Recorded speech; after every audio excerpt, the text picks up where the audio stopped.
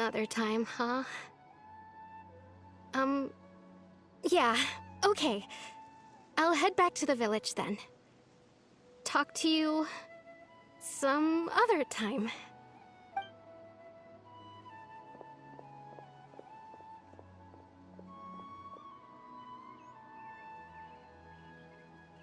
It's nice to see you, Traveler. I believe this is the first time we've met.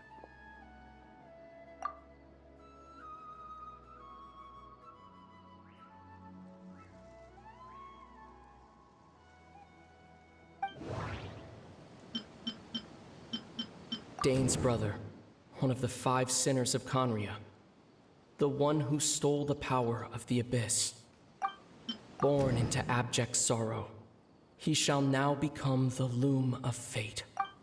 You're Kari Bear Alberic. Oh. You know me? That's quite the surprise. I don't believe I've met you before. Oh, I see. It was the memory, wasn't it? Your sibling's memory. You saw the me from back then. This is Atosa's memory. I came here to say goodbye to her. But I suppose I'll just leave her a message instead. Come, let's find somewhere else to talk.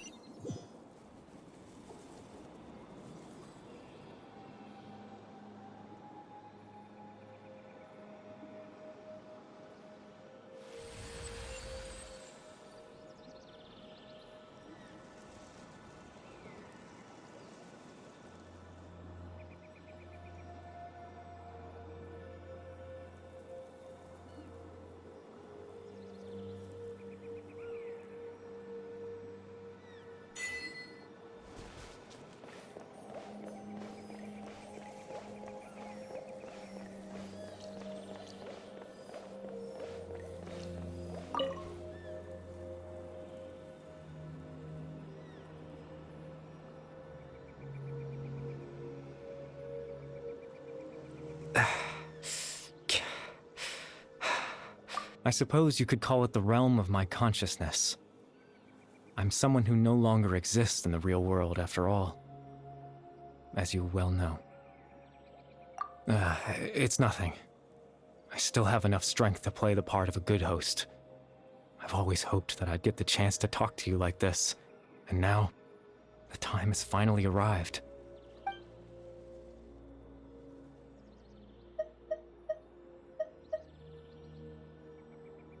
Extreme sorrow and pain. Hope and regret coursing through your veins. And a degree of abyssal power that defies comprehension. Father told me that once I possessed all those elements, I would become the Loom of Fate. But, despite his intentions for me, I never truly became the Loom of Fate. I was merely used as a means for its construction. In truth, I died the moment I set everything in motion. The person you see before you now is nothing but a remnant of consciousness left over within the Loom of Fate.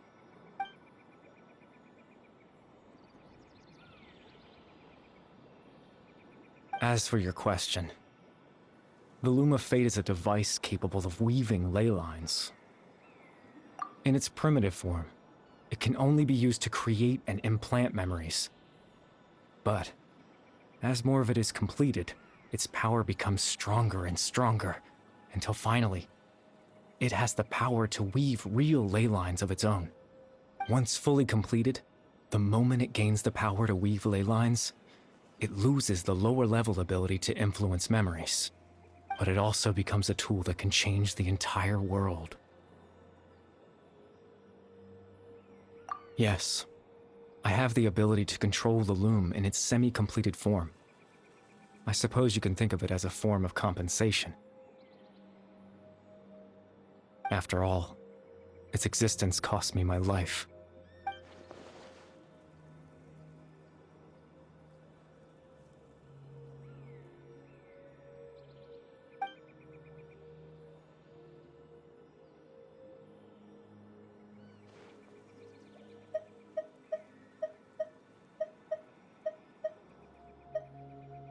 Ah, that.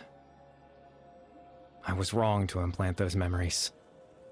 I'm sorry I caused so much trouble. Not only for everyone in the village, but for you as well.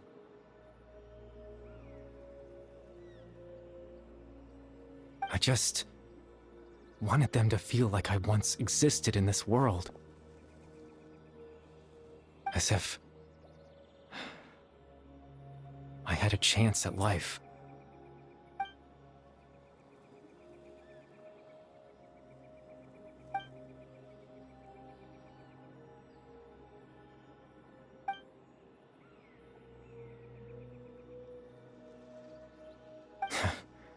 I know what you must be thinking. Why would I do something so meaningless?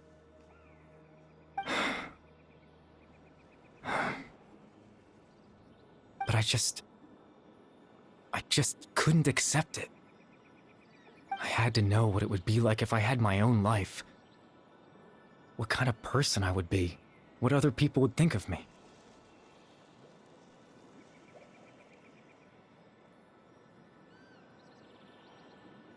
Chief Ahmadiyya, Baram, Granny Jahiyat, Atosa. What would it be like if I could live alongside them? No cataclysm, no curse. Just a quiet life in a peaceful village. I was curious, so I selfishly tried to have my own life. Even if that meant piecing together the version of myself that could have been. One memory at a time. I know it sounds stupid. After all, my life ended a long time ago. Any chance at living was stripped away from me when I was 8 years old. My consciousness left to mature in an illusory world of nothingness. Even the form you see before you was nothing but an invention based on my father's appearance. An imagined version of what I would look like if I had the chance to grow up.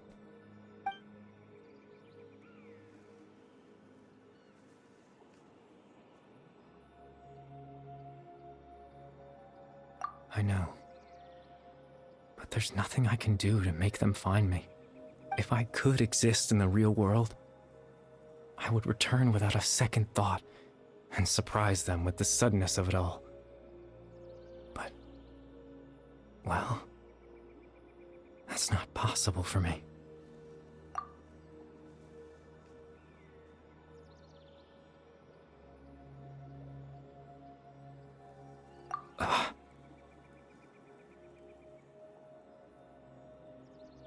I know.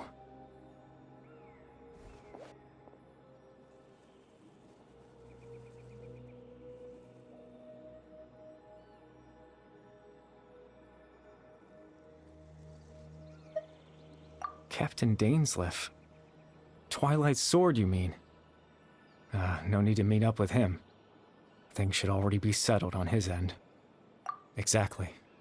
As someone who could only exist in people's memories, the fact that I'm able to talk to you in my consciousness like this can only mean one thing. The loom of fate has already been completed.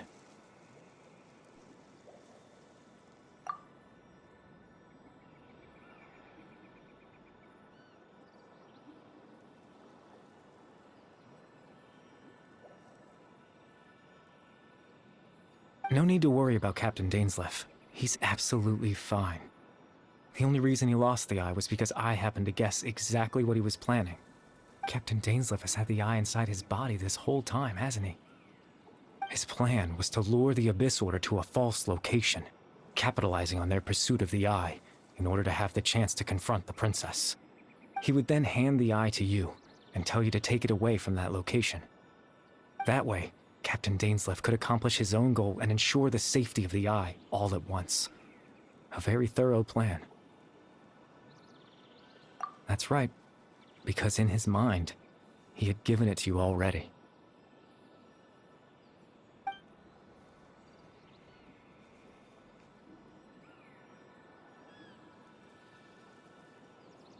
Before you two entered that false location. Traveler, wait.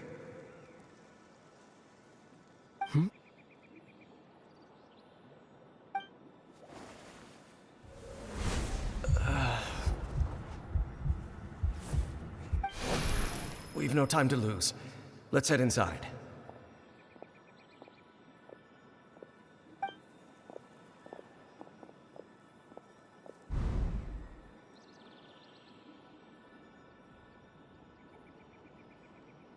That was when I implanted the memory of him handing you the eye.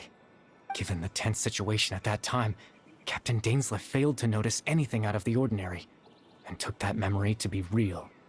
I'm sorry, Traveler, but I needed the Loom of Fate to be completed. And to do that, we had to retrieve the eye.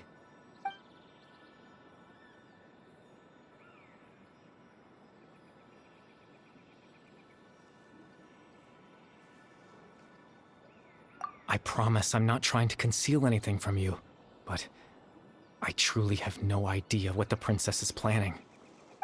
Tevat's ley line system is deeply entrenched in the planet. Creating new ley lines can neither replace nor extend the ones that already exist. In the face of everything they could be planning, I fear I'm too insignificant to even get a glimpse of the bigger picture. In any case, I had my own use for the Loom of Fate, and my goal, at least, has been achieved. You remember my father, don't you? Clotar Alberic. I believe you saw him in your sibling's memory. After he used the power of the Abyss to restore consciousness to my hilichurl form, I suffered from an indescribable level of mental anguish. To comfort me, my father told me a story, that this was a fairy tale world where I had to take on the form of a little monster. That story managed to dispel my fears, even if just for a moment. My goal was simple: to use the Loom of Fate in its near-completed form, when its ability to create memories was at its strongest, to implant a specific memory into the minds of the hilichurls. In that memory, I would tell them a story, just like my father did for me.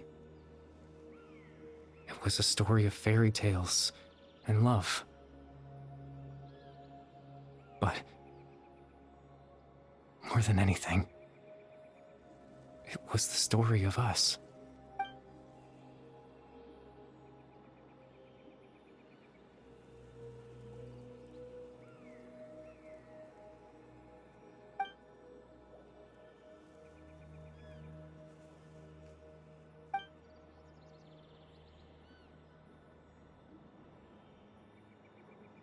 I can't change the world. Not when I lost the very right to exist within it. Implanting those memories, that was the most worthwhile thing I could offer. All that's left of my existence is a wisp of residual consciousness tied to the Loom of Fate. In truth, that trace of my consciousness should have dissipated long ago. My goal was the one thing that allowed me to hold on all this time. But now, the bedtime story is finished. And it's finally time to rest.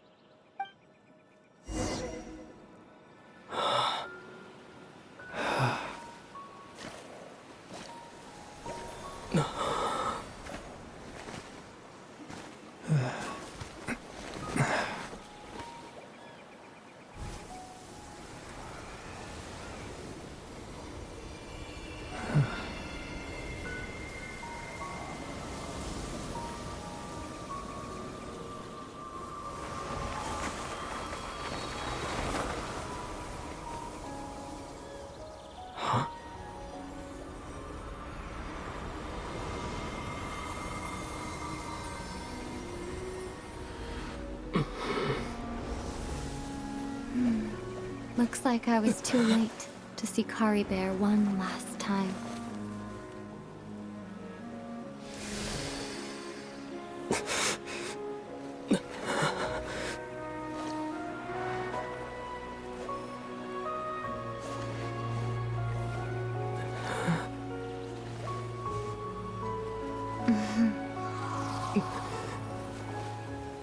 Kari Bear's consciousness is gone, and this space will soon disappear along with it. Neither of us belongs here. That's why we're not tangible. Were that not the case, I'd love to hug you too. Well, how about a conversation?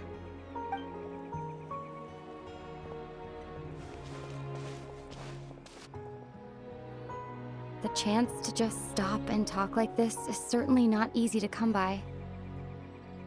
Wouldn't you agree? That battle earlier was tough.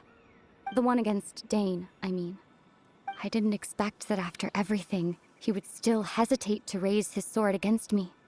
Were it not for that, perhaps I'd still be no match for the Twilight Sword. Even after 500 years. The loom of fate, huh? I still haven't found a way to utilize it to its full potential. But there's still time before the heavenly principles awaken. Yes, for 500 years now, ever since the cataclysm in Conria, there's been no sign of activity. Not long ago, you witnessed the Hydro Archon destroy her divine throne. Yes? Such a flagrant disregard for the rules, and still Celestia took no action. I suppose that's proof enough of the Heavenly Principles situation. However, the Heavenly Principles will awaken. We just don't know when that will be, or what might trigger it. You could say that. Just look at Kari Bear. He was so pure and single-minded. The space we now find ourselves is a perfect representation of who he was. Quiet and peaceful. Even as a hilly churl, seeing the terrible sight within the mirror wasn't enough to taint his spirit. He brought comfort to the people of this world, even though he was denied the very right to be a part of it. So ask yourself this. Who was it that deprived him of that right to exist? Of course, that's only one example. My feelings about the Heavenly Principles are too complicated to explain in just a few words.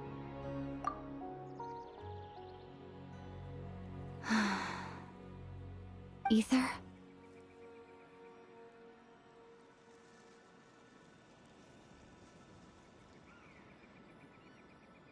You're the only one in this world who calls me that. There's so much I wanted to ask you, but for some reason, I'm not interested in asking those questions right now. There's just one thing I have to ask. One thing I could never understand. Why? Why can't we continue our journey together?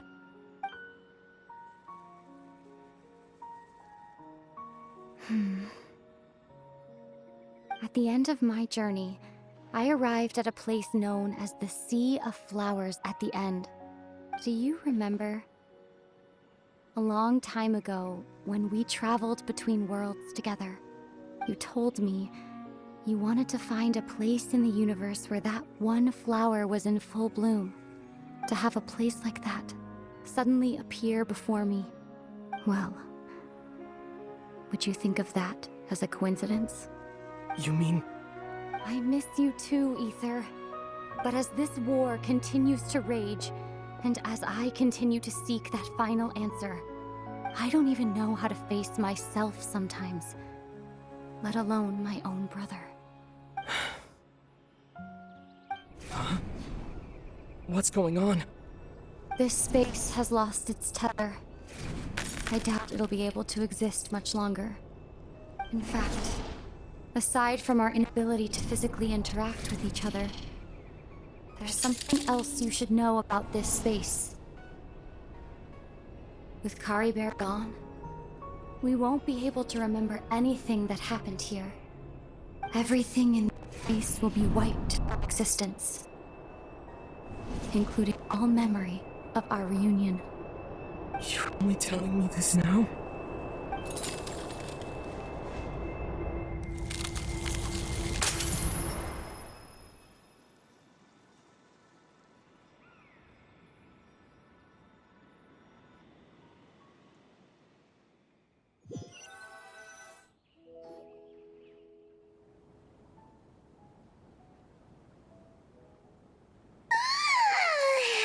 Still so sleepy.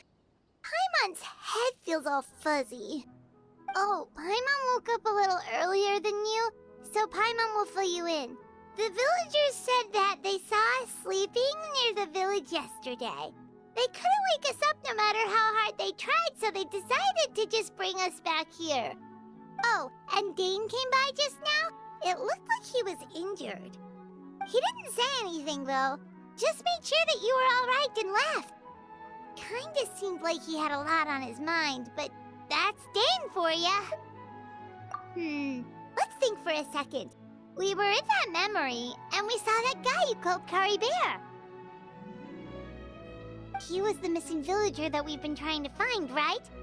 And after that, Paimon doesn't remember what happened.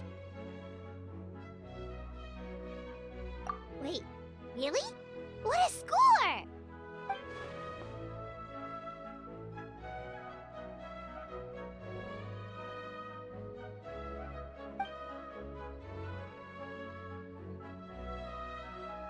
Well, what happened after that?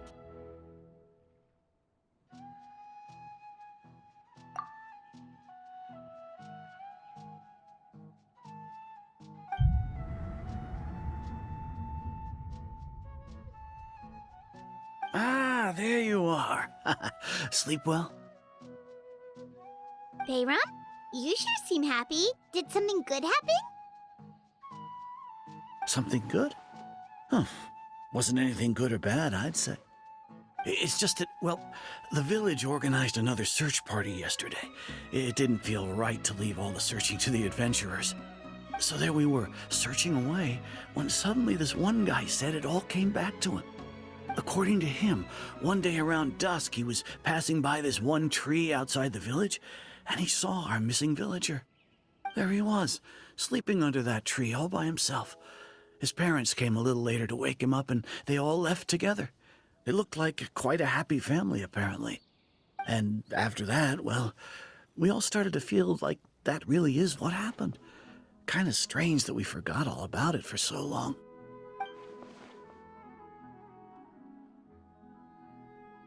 Oh, and we also remembered his name, Kari Bear. Now, that's not a name you hear every day. Would have been helpful if we remembered it sooner.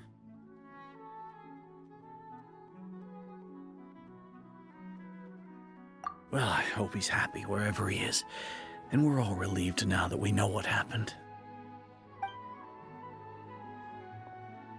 Seems like everyone thinks Kari Bear left the village. That's probably for the best. At least they have some sort of explanation now. Paimon wonders how Atosa's doing. Maybe we should go check on her. If she hasn't remembered like everyone else, we can tell her what happened. Paimon didn't see her in the village just now, so she's probably at the tree. Come on, let's go talk to her.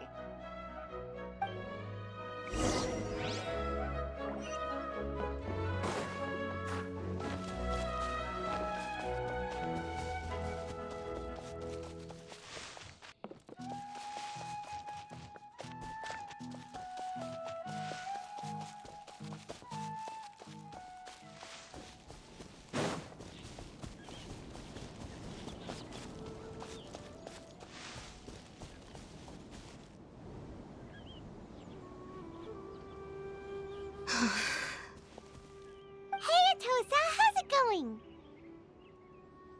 Oh, it's you two. I was just about to go looking for you. I wanted to thank you. I was part of the search party, so I remember what happened to Kari Bear now. Honestly, I just can't believe I forgot something so important. He always seemed to appear out of nowhere, and now he left just as quickly. If Kari Bear wants me to forget about the time we spent together, then I'm willing to try. I relied on him for a lot of things, but I'm sure with enough time, even the deepest of attachments can fade.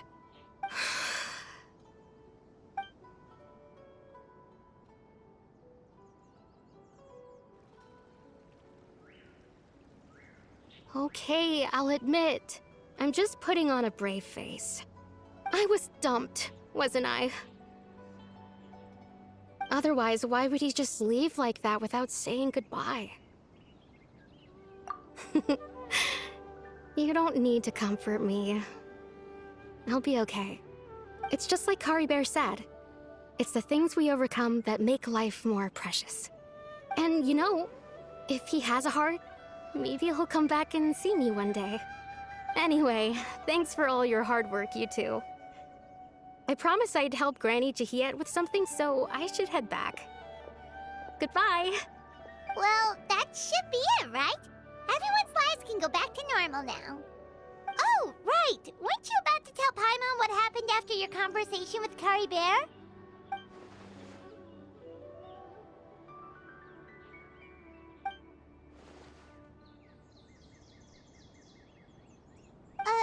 A picture? Where'd that come from? Let Paimon see.